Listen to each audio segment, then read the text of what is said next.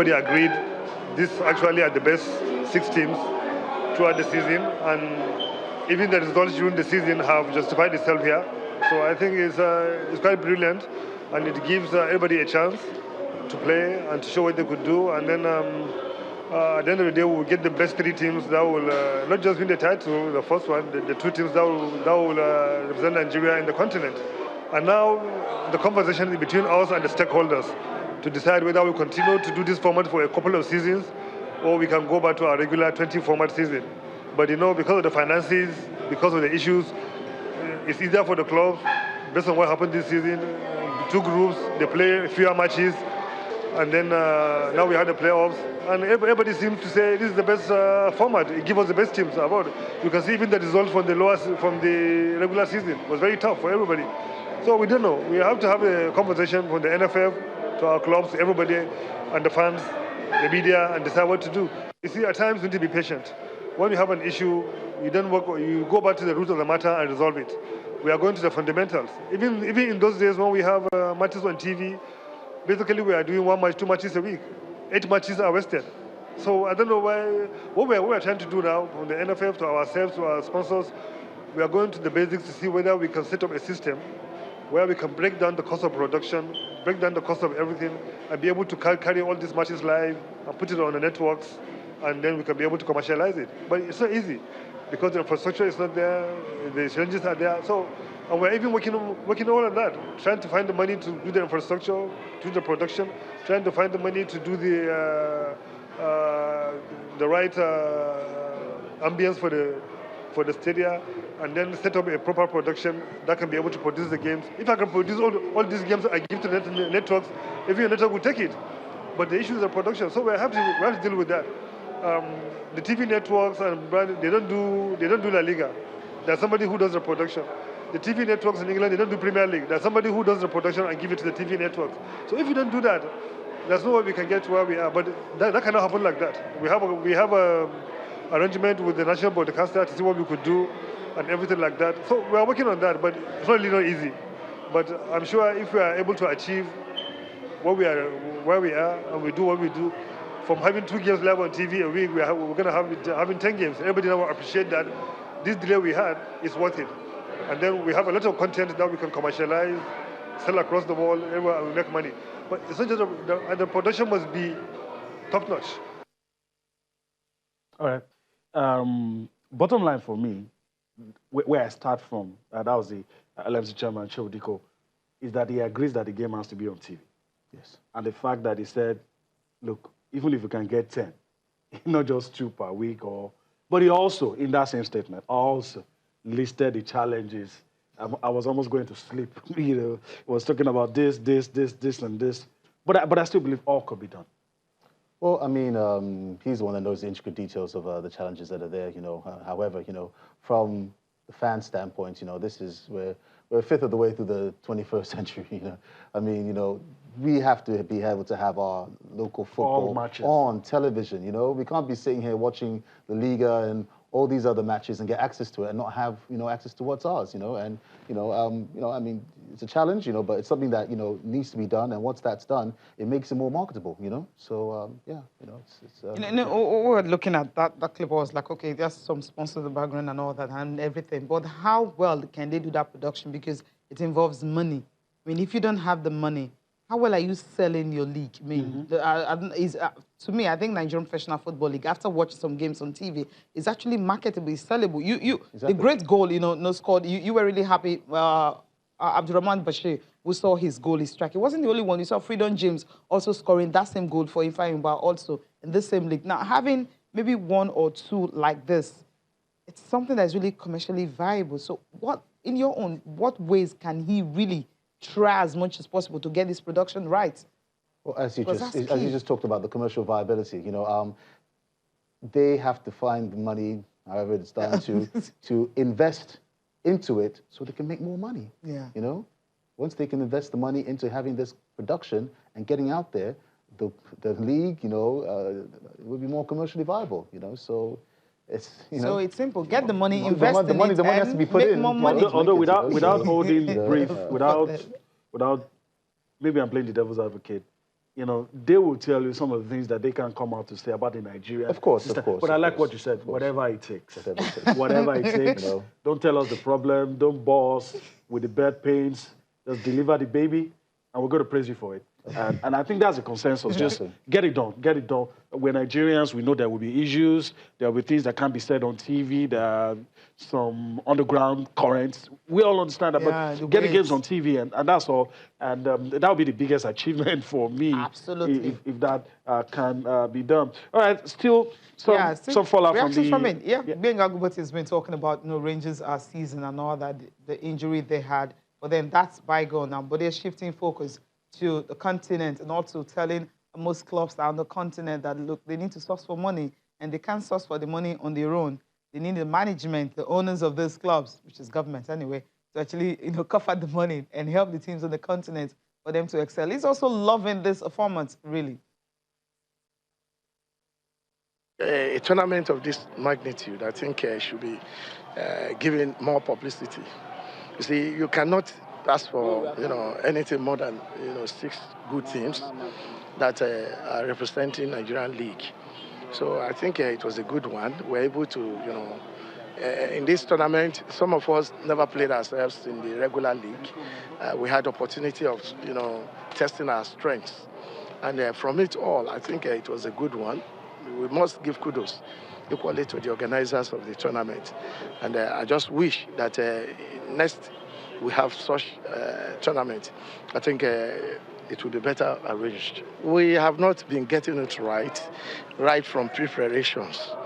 Once you do not prepare well, you definitely not get it right. The second one is I want to sincerely appeal that any team that is going to represent should have financial backing.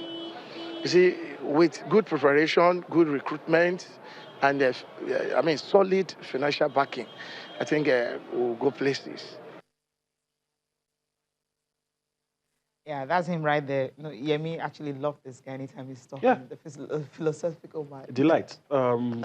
You know, see, look, there are a lot of things that people who are pessimists say about the league. But when the people like the late Solomon Ogbede steps up, when Benga Ogunbote steps up, stands in front of a camera, and you ask them questions, they articulate. They even say things that you weren't even expecting them to say. They give you insights into different areas. Like, as if he was listening to you, he pointed out the fact that, well, we didn't get to play some of it because of the way it was at, but we tested our might against some of the guys who didn't get a chance to play with. And he called for publicity. I mean, those are the kind of things you need to hear from our coaches, showing that they're keeping abreast with recent development, the trends in football. They always make you happy. Okay, and also he touched lightly on the financial issues, you know. So, yeah, definitely. Well, everything he said, I greatly enjoyed, you know, hearing him talk. Yes.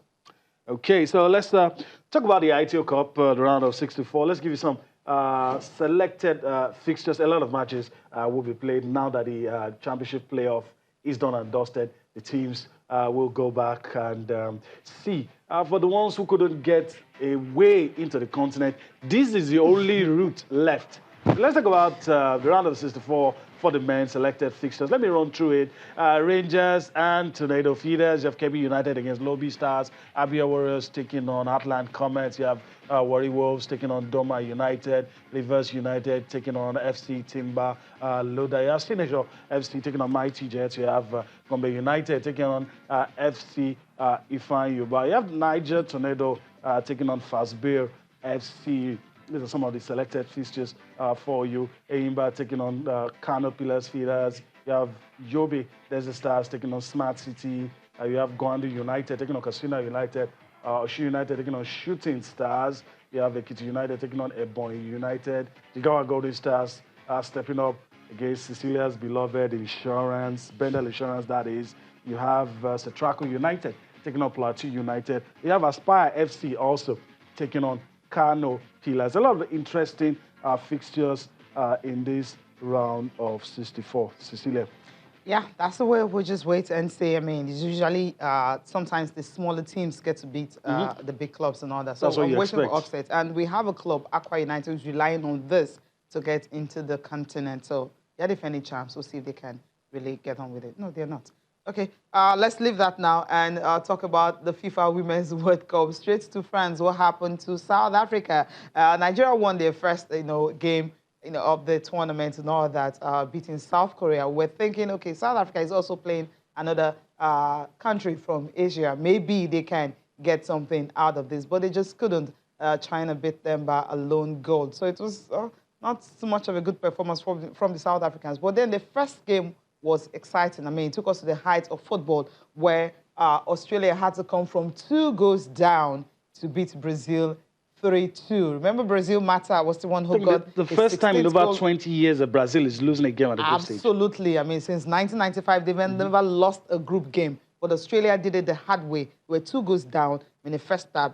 At the nick of that first half, they got a goal back. In the second half, they just run in riots over the Brazilians and all that. Then the own goal by Monica didn't really help at all. And the Australian took that on. But then we'll just take a look at this matter now. I mean, just see this, babe. How do you... Miroslav Klose is the only guy who has scored 16 goals, right?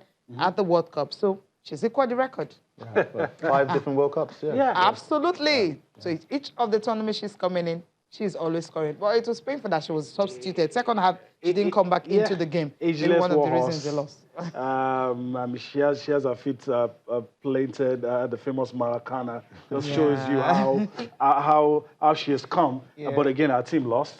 I hope they bounce back, though. Yeah, I mean, it's as if the Brazil didn't turn up in the second half, you know? Yeah, they didn't. For Australia to come back from 2-0 behind, it's phenomenal. And, kudos to Australia. I mean, they had a fighting spirit, but the Brazilians just lost heart in the second. And he said that own goal by Monica was, All right. Yeah. Let's go on something that divides opinion. I'm going to say quickly before Cecilia says it. China, South Africa. Yes. A lot of people have given South Africa as flack, but I think I'm impressed with what I saw. But then people tone it down by saying the Chinese weren't really that good, so we shouldn't be impressed by the performance of Banyana. But I think these girls, the defender Van Wyk, I was impressed with her defending. Gatland, a lot of people say all pace, no trickery. Well, but she kept the defenders on her toes. So was it because the South Africans were good, or is it because the Chinese were not that good? Some have even went as far as saying this is the poorest Chinese team they've seen in ages. Absolutely. Ouch.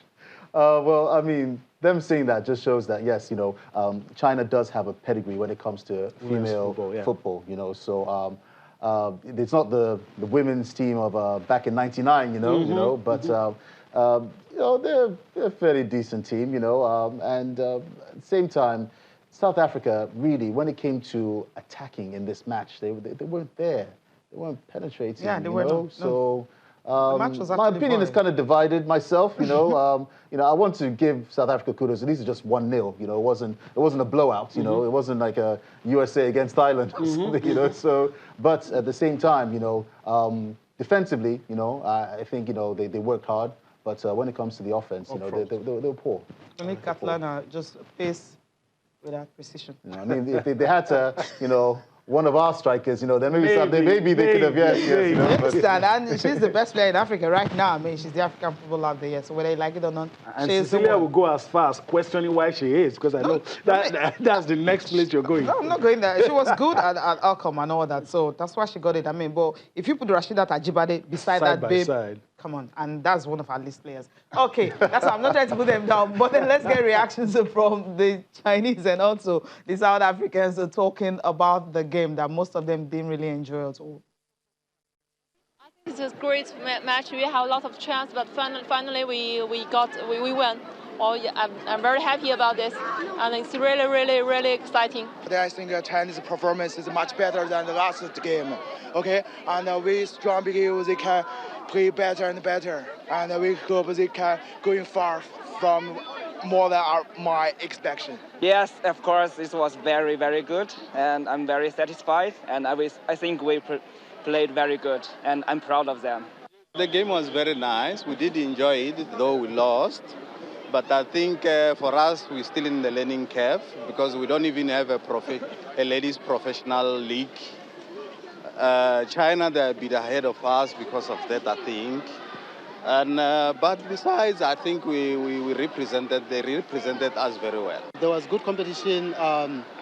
We came in with a game plan. We tried to stick to it. They were a bit more athletic, but we were very competitive. And we had a good chance of winning the game, even though based on the play.